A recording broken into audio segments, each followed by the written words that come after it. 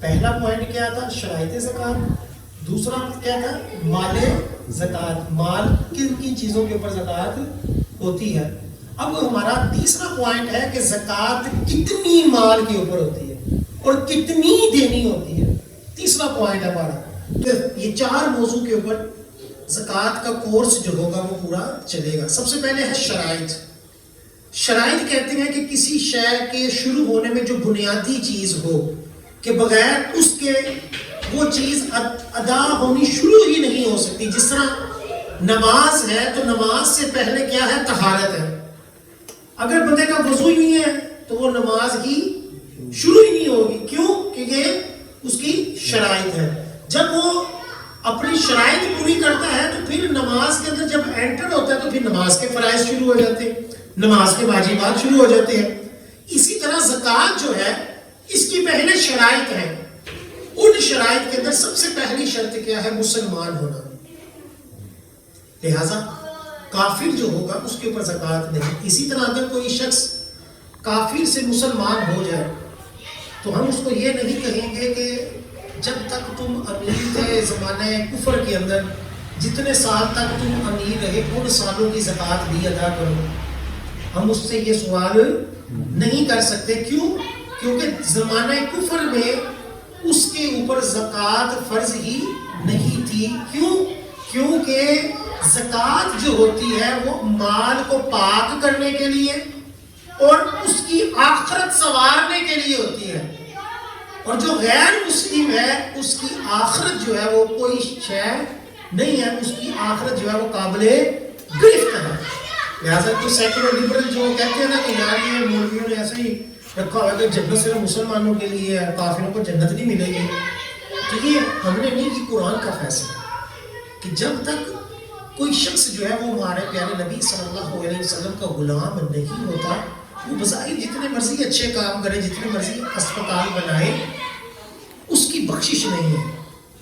اور کوئی شخص گناہ گار ہے لیکن کریم آقا کا غلام ہے تو اپنے گناہوں کی سزا پا کر کبھی نہ کبھی وہ جنت میں ضرور جائے گا کہ اس کے پاس ایمان کی دولت ہے. تو سب سے پہلی شرط کیا ہے؟ مسلمان ہونا.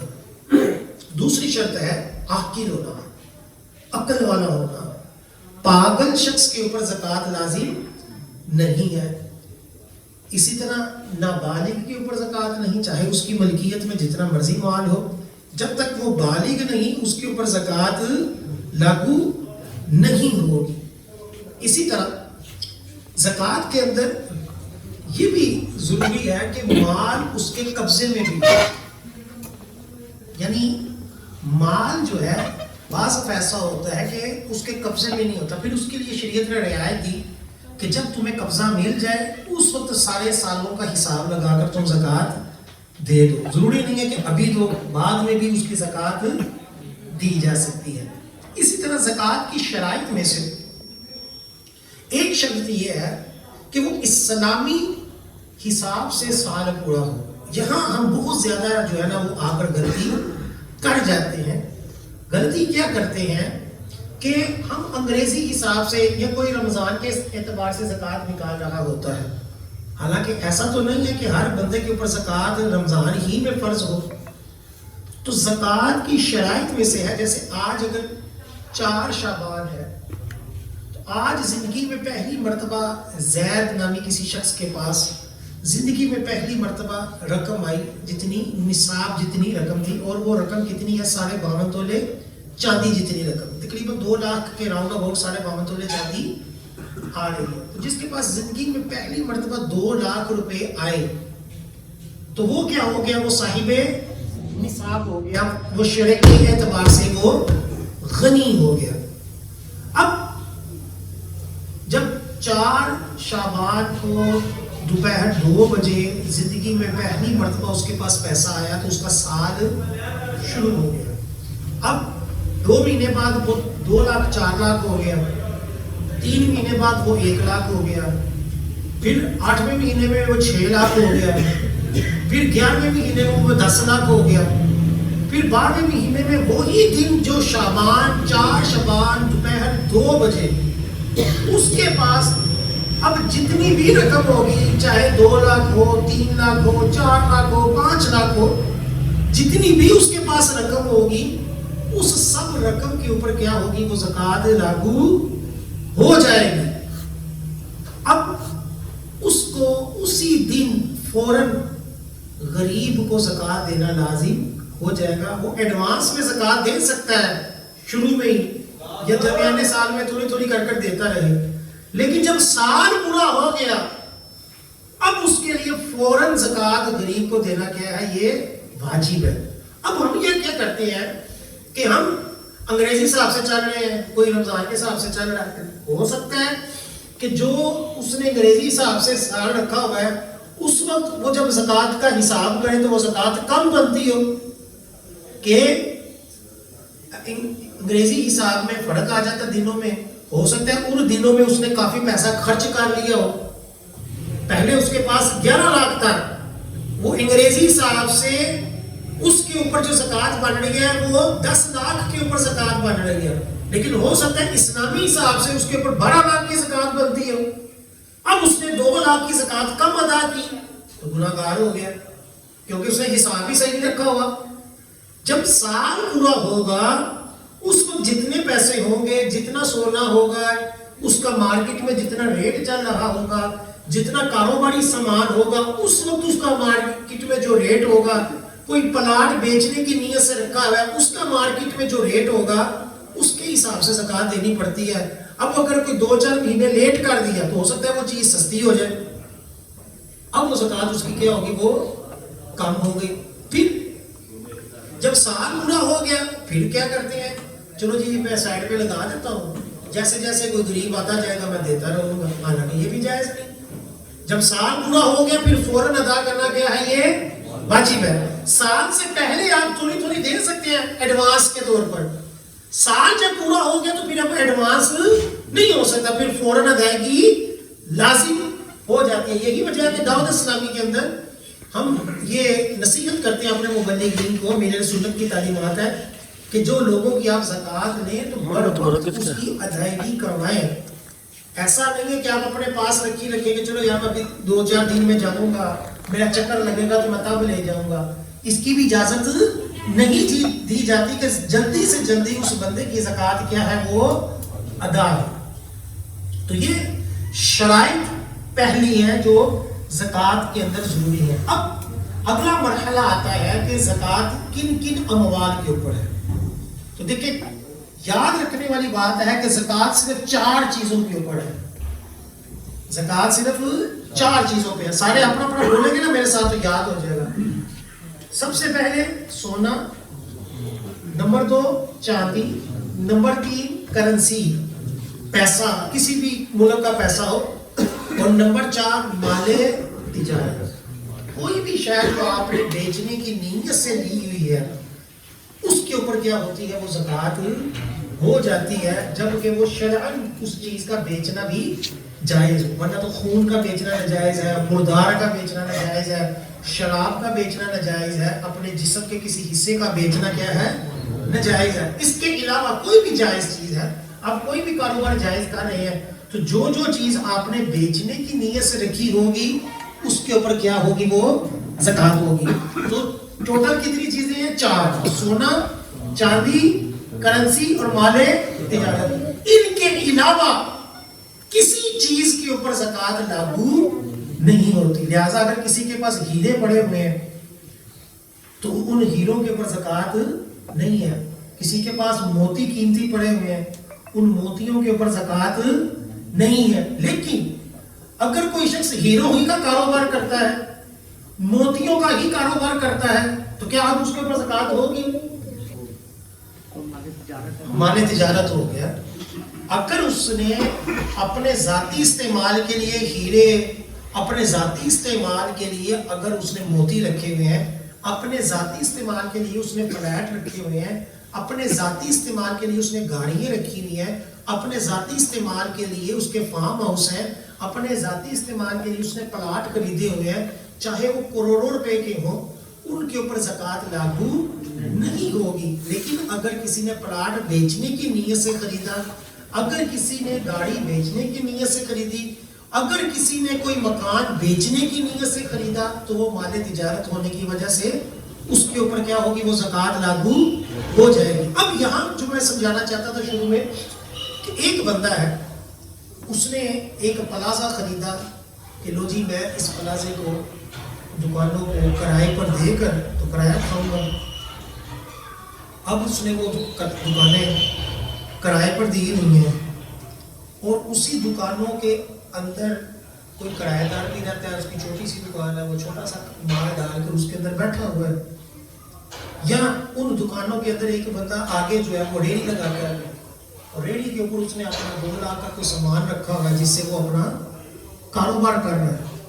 اب دیکھیں ہمارے نزدیک تو جس کا پلازہ ہے وہ بڑا سیٹھ ہے، بڑا امیر ہے، ٹھیک ہے، شریعت بھی کہتی ہے یہ امیر ہے، لیکن شریعت اس کے اوپر زکوٰۃ فرض نہیں کر رہی۔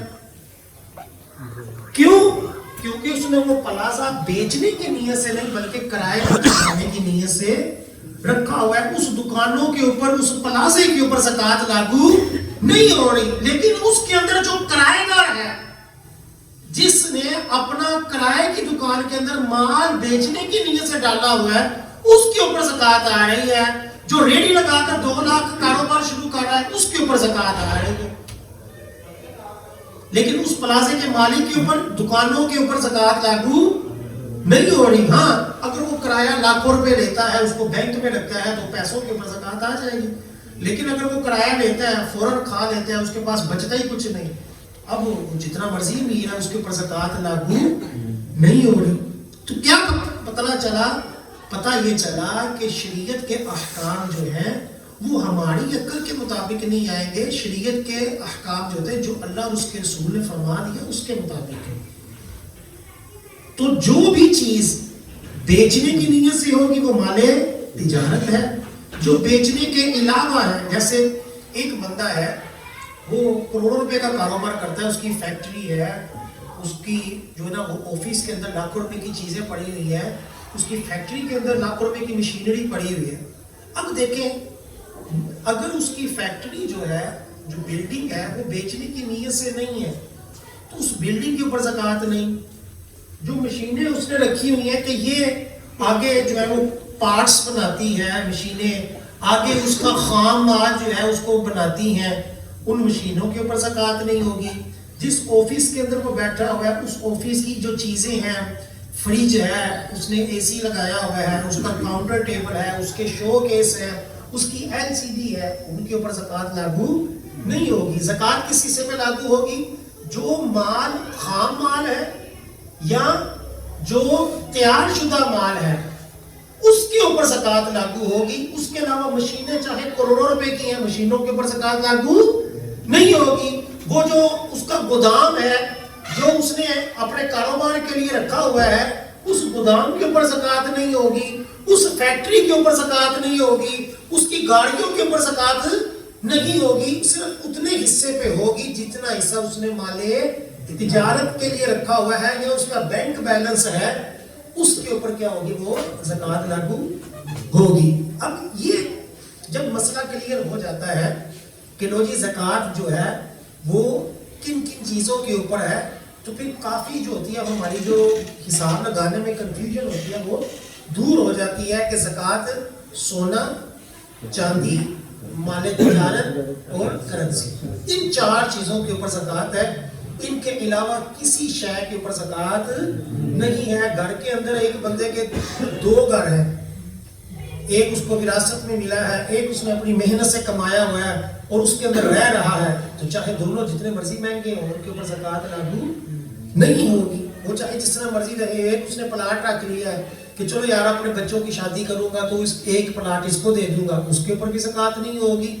اسی طرح اور بھی اس نے کوئی چیزیں رکھی ہوئی ہیں استعمال والی، کمپیوٹر رکھا ہوا ہے، موبائل ہے، ان کے اوپر بھی زکوٰۃ لاگو نہیں ہوگی۔ ہاں اب دوسری طرف آ جائے، سونا ہے، سونا چاہے استعمال میں ہے، چاہے غیر استعمال میں ہے، چاہے وہ برتن کی شکل میں ہے، چاہے چاندی جو ہے وہ ڈیکوریشن پیس ہے، چاہے سونا چاندی کے سکے رکھے ہوئے ہیں یا اس کے بسکٹ بنا کے رکھے ہوئے ہیں، ہر صورت سونا چاندی کے اوپر کیا ہوگی؟ وہ زکوٰۃ لاگو ہوگی، کیونکہ شریعت نے اس کے اوپر زکوٰۃ لاگو کر دی. حالانکہ سونا ہیرے سے سستا ہے، لیکن شریعت نے ہیرے کے اوپر زکوٰۃ نہیں رکھی، پلاٹینیم کے اوپر زکوٰۃ نہیں رکھی، دیگر دھاتوں کے اوپر نہیں رکھی، صرف سونا چاندی کے اوپر رکھی. کہ شریعت کے حکم دے دیا.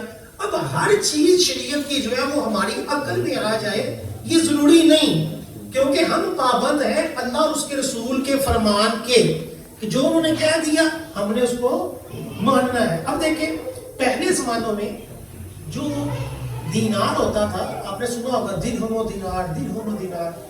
تو دینار جو ہوتا تھا وہ سونے کا سکہ ہوتا تھا، اور جو درہم ہوتا تھا وہ چاندی کا سکہ ہوتا تھا. پہلے زمانے میں سونا چاندی کے سکے چلتے تھے، یہ کرنسی نوٹ تو بعد میں ہے. تو اب جب سونا چاندی کے سکے چلتے تھے تو جو سونے کا معیار شریعت نے زکوٰۃ میں بنایا، جو ہمارا تیسرا پوائنٹ ہے. پہلا پوائنٹ کیا تھا؟ شرائط زکوٰۃ. دوسرا کیا تھا؟ مال زکوٰۃ. مال کن کن چیزوں کے اوپر زکوٰۃ ہوتی ہے. اب ہمارا تیسرا پوائنٹ ہے کہ زکوٰۃ کتنی مال کے اوپر ہوتی ہے اور کتنی دینی ہوتی ہے. تیسرا پوائنٹ ہے ہمارا. تو مال جو ہوگا سونا ہو یا چاندی ہو، اس کا نصاب رکھا ہے شریعت. یہ نہیں ہے کہ کسی کے پاس تھوڑی سی چاندی ہوتا ہے چلو جی تیرے اوپر بھی زکوٰۃ ہے، کسی کے پاس 1000 روپیہ تو میں کہوں چلو جی تیرے اوپر بھی زکوٰۃ. ایسا نہیں ہے. شریعت نے ایک معیار رکھا، لو جی اتنا پیسہ ہوگا تو کیا ہوگی؟ زکوٰۃ ہوگی. اور وہ پیسہ کس کے اعتبار سے رکھا ہے؟ وہ سونا چاندی کے اعتبار سے. کہ حدیث پاک میں 7.5 تولے سونا اور 52 تولے چاندی، ان دونوں کو معیار بنایا. سونے کا بھی نصاب ہے اور چاندی کا بھی نصاب ہے. لہٰذا اگر کسی کے پاس سونا ہے تو 7.5 تولے ہوگا تو اس کے اوپر زکوٰۃ ہے.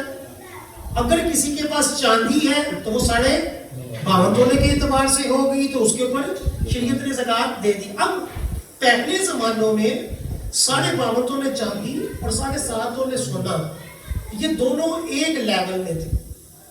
ٹھیک ہے، پہلے زمانوں میں ان دونوں کا جو سٹیٹس تھا وہ ایک جیسا تھا، برابر تھا. بعد میں آج جو ہے وہ سونا ایک پیک پر چلا گیا ہے اور چاندی کیا ہے؟ وہ سستی ہے. اب آج کے دور میں 52 تولے چاندی جو ہے وہ ہو سکتا ہے کہ وہ 1 تولہ سونا کے برابر ہو. ٹھیک ہے، اور 7.5 تولے سونا لاکھوں میں ہے. لیکن حدیث پاک نے فرما دیا کہ یہ دونوں نصاب ہے. دونوں میں سے بھی کسی ایک کے برابر کسی کے پاس پیسہ ہو، یا دونوں میں سے کسی ایک کے برابر بندے کا مال تجارت ہو، اس کے اوپر کیا ہوگی؟ زکوٰۃ بھی آئے گی، قربانی بھی آئے گی، فطرہ بھی لازم ہو جائے گا. وہ کیا ہوگا؟ وہ مال نصاب ہوگا، وہ مالک ہوگا، وہ غنی شمار کیا جائے گا شریعت کی اصطلاح میں. ٹھیک ہے. اب ہم قیامت تک کوئی بھی مفتی، کوئی بھی پیر، کوئی بھی شخص اس نصاب کے اندر تبدیلی نہیں کر سکتا. کوئی بندہ کہے کہ جی اس زمانوں میں چاندی سستی نہیں تھی اور سونا بھی اتنا مہنگا نہیں تھا، اس لیے جو ہے وہ آج جو ہے وہ معیار 7.5 تولے سونا ہے، اور 7.5 تولے سونا لاکھوں روپے میں ہے. ٹھیک ہے، 2 لاکھ روپے کا اگر ایک سونا لیا جائے تو وہ 14-15 لاکھ روپے تقریباً. کوئی کہے گا جو جتنا پیسہ ہوگا تو زکوٰۃ ہوگی، اس سے کم زکوٰۃ نہیں ہوگی. حالانکہ چاندی جو ہے وہ تقریباً 2 لاکھ کے راؤنڈ اباؤٹ 52 تولے چاندی کیا ہے وہ آ رہی ہے. اب 2 لاکھ روپیہ جس کے پاس ہے اس کے اوپر قربانی بھی واجب ہے، اس کے اوپر زکوٰۃ بھی فرض ہے، اس کے اوپر فطرہ بھی واجب ہے. لیکن کیا کرے؟ شریعت کا حکم ہے. ہم پابند ہیں اس حدیث پاک کو فالو کرنے کے جس کے اندر دونوں کو نصاب شریعت نے بنا دیا. اب ہم اسی کے مطابق اپنا نصاب رکھیں گے. ہاں اللہ کرے کہ سونا سستا ہو جائے، اتنا سستا ہو جائے کہ 52 تولے چاندی مہنگی ہو جائے اور سونا اس سے سستا ہو جائے تو پھر پہلا معیار کیا ہو جائے گا؟ وہ سونا ہو جائے گا. اچھا اب یہ بھی دیکھ لیں، کئی بندے اعتراض کرتے ہیں نو جی یہ تو مولویوں نے ایسے ہی یار 2 لاکھ روپے کا بکرا آتا تو کہتے ہیں 2 لاکھ روپے جس کے پاس ہے تو وہ اس کے اوپر قربانی واجب ہے. ٹھیک ہے، یہ کیا دور ہو گیا؟ تو دیکھیں اگر کوئی اللہ نہ کرے قتل کر دے نا کسی کو تو اس کی دیت آپ نے سنی ہوگی کتابوں کے اندر، قرآن کے اندر جو ہے، حدیث کے اندر اس کا پورا قصاص کا باب ہے، قصاص کی آیات ہے. تو اس کی جو دیت ہوتی ہے وہ 3 طرح کی ہوتی ہے. ایک ہوتا ہے 100 اونٹ یا 20,000 دینار یا 1,000 دینار یا 20,000 درہم. قتل کی جو دیت ہے وہ 100 اونٹ ہے یا 1,000 سونے کے سکے ہیں یا 20,000 چاندی کے سکے ہیں, اس کا ریٹ نکلتا ہے. اب قاتل کو تینوں کے اندر چوائس ہوتی ہے کہ وہ جس کو آسان سمجھتا ہے وہ دے دے, یا جن کا قتل ہوا ہے ان کے ساتھ آپس میں جتنے میں سودا ہو جائے کہ ٹھیک ہے جی میں اتنے میں تمہیں خون بہا کرتا ہوں, خون معاف کرتا ہوں, تو وہ بھی شریعت کہتی ہے ٹھیک ہے جس طرح مرضی کر لو. ورنہ جو شریعت کا معیار ہے وہ یہ 3 نصاب ہے. تو کورٹ کچہریوں کے اندر آج کل کے دور میں چاندی ہی نصاب رکھا جاتا ہے. ٹھیک ہے, کیوں؟ کیونکہ چاندی سستی ہے. تقریباً 20-22 لاکھ روپیہ جو ہے وہ قتل کی دیت بنتی ہے. وہ نیٹ کے اوپر آ جاتا ہے, کورٹ کچہریوں کے اندر بھی یہ ریٹ چلتا رہتا ہے کہ لو جی آج کل قصاص کا ریٹ کیا چل رہا ہے. تو وہ کم از کم جو ہوتا ہے وہ عام طور پر جو قاتل ہوتا ہے وہ وہی رکھتا ہے. کیوں؟ کیونکہ وہ اس کو سستا پڑتا ہے, اور چاندی کے علاوہ سونا اور 100 اونٹ جو ہے وہ تو کروڑوں روپے میں بن جاتے ہیں. ایک اونٹ آپ کو پتہ 5-5 لاکھ کا ہے, تو 100 اونٹ تو کتنے مہنگے ہو جائیں گے. اب کیا کرتا ہے قاتل؟ وہ اپنے آسانی لیتا ہے, شریعت نے دے دی وہ لے لیتا ہے. جب زکوٰۃ کی باری آتی ہے تو ہم کہتے ہیں نہیں یار یہ تو بڑا سستا کام ہے یار, ذرا مہنگا لے لو. لیکن جب اللہ نہ کرے قتل کی باری آ جائے تو پھر بندہ کہتا ہے نہیں جی نہیں ہے پھاڑ لو. مسئلہ وہی ہو گیا. اس کا مطلب یہ ہوا کہ ہم اپنے نفس کی اتباع نہیں کر سکتے, ہم شریعت کو فالو کرنے کے شریعت نے جس میں چوائس دی ہمارے لیے بہتر ہوا ہم لے لیتے ہیں. اب شریعت نے اگر ہمیں چاندی میں دے دی تو اس کے اوپر بیسیکلی بندے کو خوش ہونا چاہیے کہ یار اللہ تعالیٰ نے مجھے بھی صاحب نصاب کیا, کہ میں بھی ان خوش قسمت لوگوں میں سے ہوں جو اللہ کی راہ میں اپنا فرض ادا کر رہے ہیں. یہ یاد رکھیں نفلی صدقے سے فرض کا درجہ کیا ہوتا ہے وہ افضل ہوتا ہے. ایک بندہ جو ہے وہ نفل پڑھتا رہے اور ایک بندہ وہ فرض نماز پڑھے تو فرض نماز کا درجہ کیا ہوگا, وہ 1000 نفلوں سے افضل ہے. اسی طرح ایک بندہ نفلی صدقہ اللہ کی راہ میں دیتا ہے اور ایک شخص جو ہے وہ اپنی زکوٰۃ جو فرض ہے وہ اللہ کی راہ میں دیتا ہے, تو فرض کا درجہ کیا ہوگا, وہ نفل سے 1000 گنا افضل ہو جائے. ایک وہ اپنا فرض بھی ادا کر رہا ہے اور دوسرا کیا ہے وہ غریب کی مدد بھی کر رہا ہے اور وہ صاحب نصاب بھی ہوگا. کل قیامت کا دن ان لوگوں کی لسٹ میں ہوگا جنہوں نے زکوٰۃ کا فرض ادا کیا ہوگا, کہ جب اعلان ہوگا کہ کہاں ہے کہ جو نماز کا فرض ادا کرنے والے تھے وہ اس کے اندر آئے گا. جب اعلان ہوگا کہاں ہے وہ کہ جنہوں نے اپنے فرض روزے رکھے وہ اس کے اندر بھی آئے گا. اور جب اعلان ہوگا کہاں ہے وہ کہ جس نے اپنی فرض زکوٰۃ ادا کی وہ اس میں بھی آئے گا. اور ذہن نصیب کے اگر وہ اللہ نے اتنا دیا کہ وہ حج بھی کر چکا ہو, الحمدللہ وہ پانچوں کے پانچوں فرائض کے اندر کامیاب ہو گئے. ہمارا ایک دوست ہے اسلامی بھائی تھا, وہ کہتا ہے کہ میں زکوٰۃ اکٹھی کر رہا تھا دعوت اسلامی کے لیے, تو ایک کاروباری بندہ تھا بیچارہ ماڑا سا تھا, اس نے مجھے کہا کہ یار میرے اوپر زکوٰۃ بنتی نہیں ہے لیکن میرا دل بڑا کرتا ہے میں زکوٰۃ, میرے اوپر زکوٰۃ بنتی نہیں لیکن میرا دل کرتا ہے کہ یار میں بھی زکوٰۃ دوں. تو اس نے اسلامی دعوت اسلامی کے لیے صرف 10,000 روپیہ زکوٰۃ دے دی, خوش ہو گیا کہ چلو یار. وہ اسلامی بھائی مجھے بتاتا ہے کہ اللہ تعالیٰ نے اس کے کاروبار میں اتنی برکت دی کہ بعد میں وہ ہمیں لاکھوں کے حساب سے زکوٰۃ دیتا تھا. شوق تھا اللہ کی راہ میں دینے کا.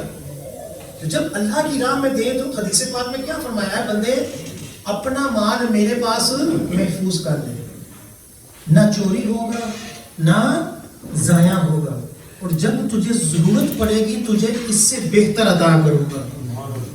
ہم اپنی سیکیورٹی بینک کو سمجھتے ہیں, جبکہ شریعت کا کہتی ہے کہ اللہ کی راہ میں صدقہ کر دو, کہ جب تم اللہ کی راہ میں صدقہ کرو گے. آخری پوائنٹ ہمارا ہے کہ زکوٰۃ کن لوگوں کو دے سکتے ہیں. ٹھیک ہے, اللہ تعالیٰ نے قرآن پاک میں زکوٰۃ کے بارے میں واضح فرمایا کہ زکوٰۃ کن کن لوگوں کو دے سکتے ہیں. ان کے اندر اللہ تعالیٰ نے فقیر کے لیے زکوٰۃ دینے کی اجازت دی. فقیر ہوتا ہے کہ جس کے پاس جو ہے وہ نصاب جتنی رقم نہ ہو, نہ ہی نصاب جتنی حاجت سے زائد چیزیں ہوں, حاجت سے زائد چیزیں نہ ہو. یعنی ایک شخص ہے اس کے پاس 2 مکان ہیں. ایک شخص ہے اس کے پاس 2 مکان ہیں, ایک اس نے کرائے پر دیا ہوا ہے اور ایک کے اندر وہ رہتا ہے. اب جو کرائے پر دیا ہوا ہے اس کے اوپر زکوٰۃ لاگو نہیں ہوتی, لیکن اب یہ شخص خود لوگوں سے زکوٰۃ نہیں لے سکتا. کیوں؟ اس لیے کہ اس کے پاس ایک مکان اس کی حاجت سے زائد پڑا ہوا ہے. ٹھیک ہے. اسی طرح ایک شخص جو ہے وہ ہے غریب, لیکن اس نے جو ہے وہ 1 تولہ سونا رکھا ہوا ہے. اب 1 تولہ سونا جو ہے اس کی مالیت بھی تقریباً 2 لاکھ بن جاتی ہے, نصاب جتنی رقم بن جاتی ہے. اب وہ لوگوں سے زکوٰۃ نہیں لے سکتا. اس کو کہتے ہیں شرعی فقیر, کہ جو ایسا ہو کہ جس کے پاس نصاب جتنی نہ رقم ہے نہ نصاب جتنی کوئی حاجت سے زائد چیز ہے, بس اتنا ہے کہ ایک گھر ہے, ایک سواری ہے, جتنا آتا ہے اتنا کھا لیتا ہے, کوئی سیونگ نہیں ہے, کوئی حاجت سے زائد کوئی لگژری اس کے پاس چیزیں نہیں, نہ کوئی سونا ہے نہ کچھ اور ہے. اس کو زکوٰۃ ہم دے سکتے ہیں, اس کو ہم زکوٰۃ دے سکتے ہیں. اس کو کہتے ہیں فقیر. ایک ہوتا ہے مانگنے والا فقیر, دیہی دار, وہ فقیر نہیں. ایک فقیر وہ ہوتا ہے کہ جو شرعی فقیر ہے, میں اس کی بات کر رہا ہوں. دوسرے نمبر پر آتا ہے مسکین. مسکین وہ شخص ہوتا ہے جس کے پاس 2 وقت کا کھانا نہ ہو یا پہننے کے لیے لباس نہ ہو, اس کو کہتے ہیں مسکین. ہمارے یہاں جس کی ماں نہ ہو اس کو مسکین کہتے ہیں, حالانکہ ایسا نہیں ہے. شرعی اعتبار سے جس کے پاس 2 وقت کا کھانا نہ ہو یا پہننے کے لیے لباس نہ ہو, اس کو کہتے ہیں مسکین. اس کا درجہ شرعی فقیر سے بھی نچلا ہے, یعنی یہ زیادہ غریب ہے.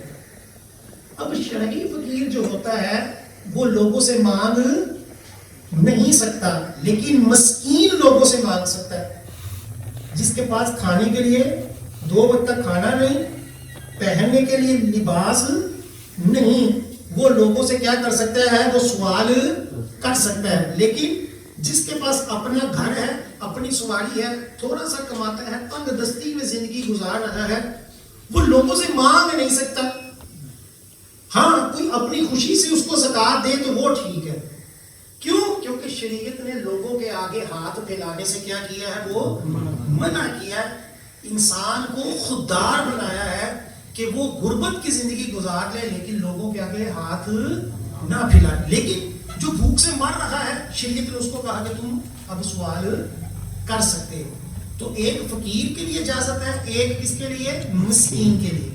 تیسرا وہ ہے کہ جو مقروض ہو, اور ایسا مقروض ہو کہ اس کا دیوالیہ ہی ہو چکا ہو. یعنی ایک بندہ ٹھیک ٹھاک تھا, لیکن کاروبار میں ایسا دھچکا لگا کہ اللہ نہ کرے اس کا سب کچھ چلا گیا. اب اس کے پاس جو ہے وہ رقم سے زیادہ اس کے اوپر بہت زیادہ قرض ہے, اور قرض دار اس کو تنگ کر رہے ہیں. تو ایسا بندہ جو ہوتا ہے اس کو کہتے ہیں کمر توڑ فقیری, کمر توڑ مقروض, کہ جس کی کمر ہی ٹوٹ گئی ہے قرض کے اندر. ایسے بندے کو بھی زکوٰۃ کیا کر سکتے ہیں, دے سکتے ہیں. بلکہ ایسا بندہ اگر بہت زیادہ مقروض ہے تو وہ زکوٰۃ مانگ بھی سکتا ہے کہ مجھے زکوٰۃ دے دو. ٹھیک ہے, یہ تیسرا ہے.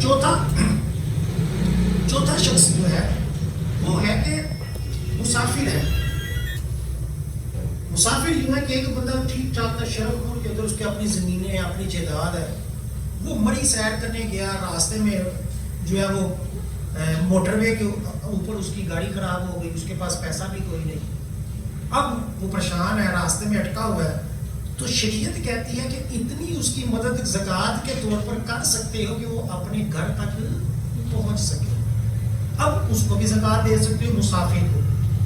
نمبر جو 5 ہے وہ ہے کہ اللہ کی راہ میں دینا. اللہ کی راہ میں دینے کی پھر بڑی جو ہے وہ وسعت ہے, بڑے معنی ہے کہ جہاد کے لیے دے سکتے ہیں, جو دین کا کام کر رہے ہیں یا مدارس والے ہیں جو دینی خدمات کر رہے ہیں اس کو بھی زکوٰۃ دے سکتے ہیں کہ یہ فی سبیل اللہ ہے. فی سبیل اللہ کا معنی یہ ہوتا ہے کہ اللہ کی راہ میں, کہ جہاں جہاں دین کو ضرورت پڑے اس کے اندر زکوٰۃ دے سکتے ہیں. جیسے ہم سیلاب آ گیا, سیلاب والوں کو, کورونا کے اندر جو متاثرین تھے اس کو زکوٰۃ دیتے رہے. اسی طرح اللہ نہ کرے کوئی طوفان آ گیا, اس کے اندر لوگ, یا فلسطین کے اندر جو لوگ بے گھر ہو گئے ان کو زکوٰۃ دے سکتے ہیں. یعنی کوئی بھی نیک کام کے اندر جو ہے وہ زکوٰۃ ہوتی ہے, لیکن اس کے اندر پھر بڑی ڈیٹیل ہے کہ کون کون سا نیک کام ہر جگہ بھی زکوٰۃ نہیں دے سکتے. جیسے مسجد کی تعمیر ہے, مسجد کے اندر بھی زکوٰۃ نہیں ہو سکتی. اسی طرح اسپتالوں کے اندر, اسکول کالجوں کے اندر بھی لوگ زکوٰۃیں لگا رہے ہوتے ہیں, یا کئی سیٹ لوگ جو ہوتے ہیں وہ اپنی ایک ویلفیئر سوسائٹی بنا لیتے ہیں, اس کے اندر لوگوں کی زکوٰۃیں لگا رہے ہوتے ہیں, یا غریب بچیوں کی شادیاں کر رہے ہوتے ہیں. حالانکہ اس کے اندر بڑی تفصیل ہے, بڑا خطرناک موضوع ہے کہ زکوٰۃ کے اندر جو ہے غریب کو مالک بنانا ضروری ہے. غریب کو مالک بنائے بغیر اگر کوئی بندہ اچھا دین کا کام کر دے تو زکوٰۃ ادا نہیں ہوتی, کیونکہ شریعت نے غریب کو مالک بنانے کا حکم دیا ہے. اب اگر ایک بندے نے سڑک بنا دی زکوٰۃ کے پیسوں سے تو وہ زکوٰۃ ادا نہیں ہوگی, کہ سڑک کے اندر غریب بھی چل رہا ہے, امیر بھی چل رہا ہے, غریب کو کیا فائدہ ہوگا. اسی طرح اگر ایک بندے نے اسپتال بنا دیا, اس کے اندر امیر کا بھی علاج ہو رہا ہے, غریب کا بھی ہو رہا ہے, وہ اسپتال تو غریب کی ملکیت نہیں نا آیا. ٹھیک ہے. اسی طرح مشینری ہے, اب 1,00,000 روپے کی مشینری تھی, وہ بندے نے زکوٰۃ کے پیسوں سے لا دی, اب غریب کے پاس مشینری تھوڑی جانی ہے, ٹھیک ہے, تو وہ زکوٰۃ ادا نہیں ہوگی. اسی طرح اور بھی کئی چیزیں ہیں جس کے اندر لوگ اپنی زکوٰۃیں لگا رہے ہوتے ہیں لیکن ان کو پتہ نہیں چلتا. حالانکہ اس کی شریعت کے حل ہیں, شریعت طریقے ہیں کہ کس طریقے سے وہ غریب کی ملکیت کیا جا سکتا ہے. جیسے ایک غریب ہے, اس نے علاج کروانا ہے, تو علاج کے طور پر اس کو زکوٰۃ دے دو, بعد میں وہ اپنے وہی زکوٰۃ کی علاج کی مد میں خرچ کر دے تو زکوٰۃ ادا ہو جائے گی. اور بھی اس کے کئی طریقے ہیں. اب ایک بیوہ ہے, ہم سمجھتے ہیں بیوہ سب سے زیادہ مستحق ہے, حالانکہ بیوہ ہو سکتی ہے اس نے 1 تولہ سونا اپنے پاس اپنی بچی کی شادی کے لیے رکھا ہو, یا تھوڑی تھوڑی کمیٹیاں ڈال کر اپنی بچی کی شادی کے لیے پیسے جمع کر رہی ہو.